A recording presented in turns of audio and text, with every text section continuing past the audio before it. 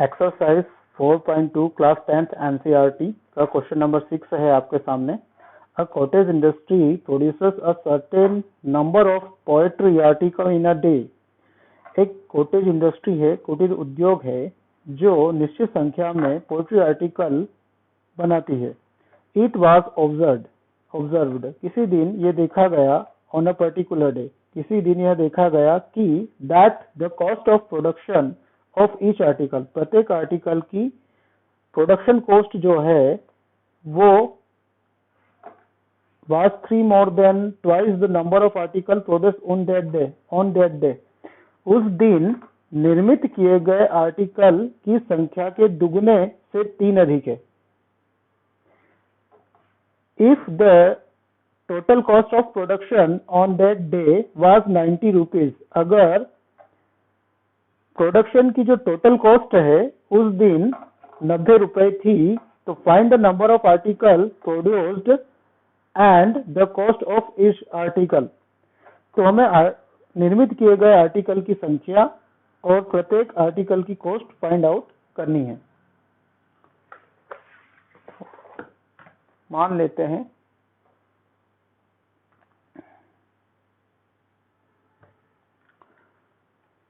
let the number of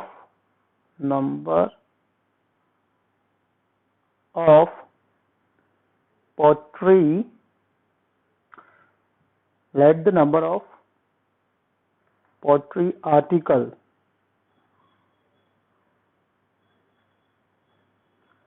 be x। मान लेते हैं कि जो बर्तनों की संख्या है वो कितनी है, x है, and cost of each articles क्या हो जाएगी, ये जो आर्टिकल की संख्या है वो कितनी है, x, उसकी दुगुना मतलब डबल से 3 मोर है। मतलब एक आर्टिकल की जो कीमत है वो उस दिन निर्मित किए गए आर्टिकल की संख्या के दुगने से 3 अधिक है, जैसा कि क्वेश्चन में हमें कहा गया है। एज पर क्वेश्चन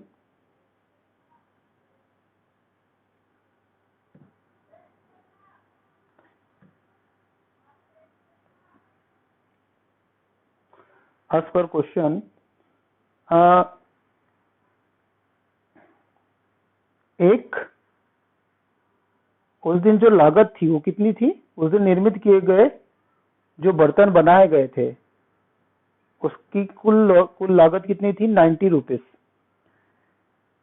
तो क्या करेंगे हम यहाँ पर बर्तन की संख्या में नंबर ऑफ आर्टिकल कितना है, x, मतलब बर्तन कितने निर्मित किए थे, x, और एक बर्तन की कीमत कितनी है, 2x + 3। तो इनका जो मूल्य होगा वो कितना है, 90 रुपीज। ये हम कैसे लिख रहे हैं इसे समझने की कोशिश करेंगे हम। जैसे कि मान लो कि कोई भी बर्तन है, अगर वो 100 रुपए में पड़ता है हमें, और हमें वही बर्तन संख्या में चाहिए, हमें मान लो कि 2 संख्या में चाहिए। जैसे एक बर्तन की कीमत 100 रुपए है तो 2 की क्या होगी, 200, 3 की 300 होगी। तो हमने यहाँ पर क्या किया है, तो जो 300 रुपए, जैसे 3 बर्तन है तो ये तो हो गया 300 रुपए, ठीक है, और ये बर्तन की संख्या हो गई, और ये एक बर्तन का मूल्य हो गया।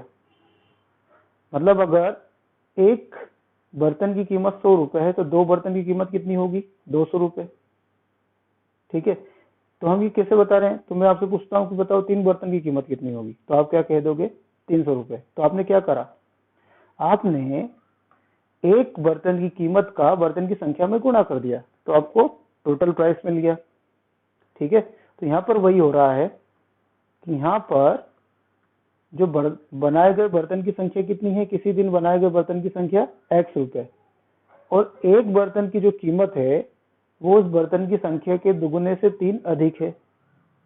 तो उन दोनों को उस दिन इतने बर्तन बनाने में खर्च कितना हुआ, 90 रुपए का।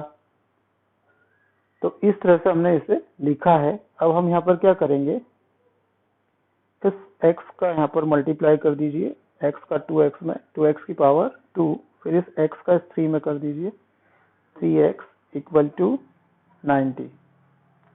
यहाँ पर आप देख रहे हैं कि एक क्वाड्रेटिक इक्वेशन बन गया है, प्लस 3x, ये कांस्टेंट टर्म में 90 को इक्वल के इस साइड ले आएंगे तो क्या हो जाएगा, माइनस का यहाँ हो जाएगा इक्वल।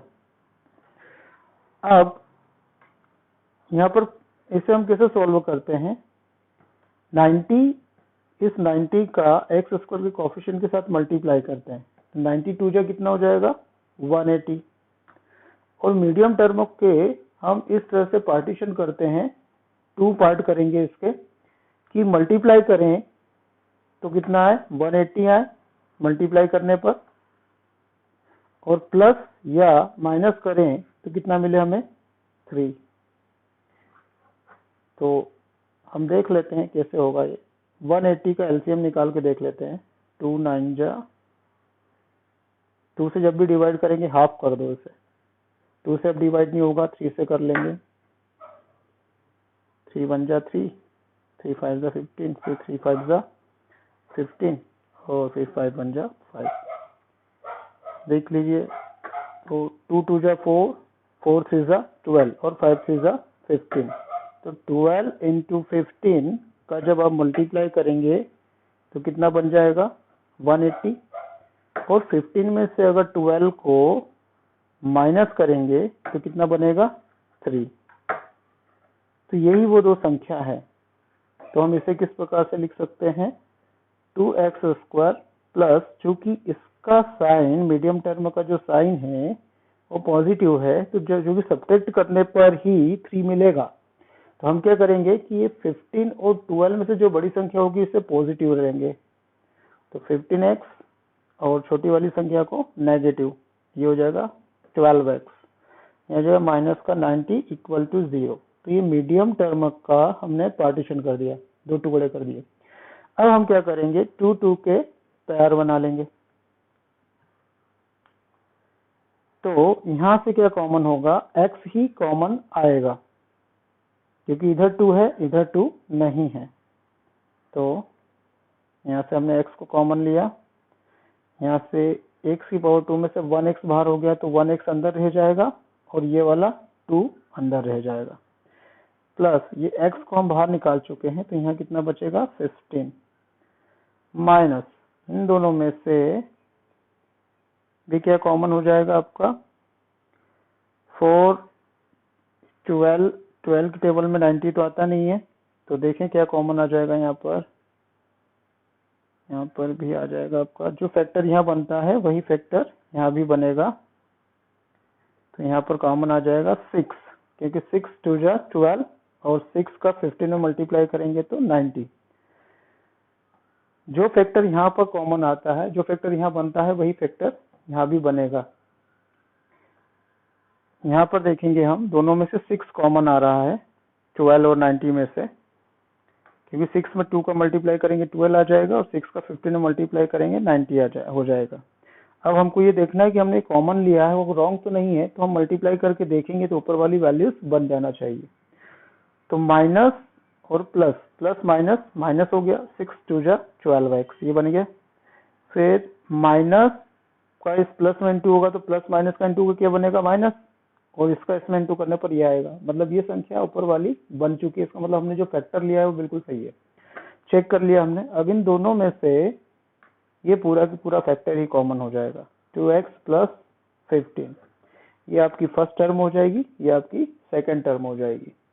2x प्लस 15 को आपने कॉमन ले लिया, इधर से बचा x और इधर से बचा माइनस का 6, उधर इक्वल टू 0 चल रहा है। इसे आप रफ कार्य में ले लेंगे, ये रफ वर्क में आ जाएगा, ठीक है। यहाँ से हम बारी बारी से फैक्टर को 0 के इक्वल रखेंगे, तो 2x प्लस 15 को हम 0 के इक्वल रखेंगे, और x माइनस 6 को भी 0 के इक्वल रखेंगे। तो ये 15 उधर जाएगा तो ये नेगेटिव हो जाएगा, और ये 6 उधर जाकर के पॉजिटिव हो जाएगा। जब भी साइड चेंज होती है तो साइन बदल जाते हैं।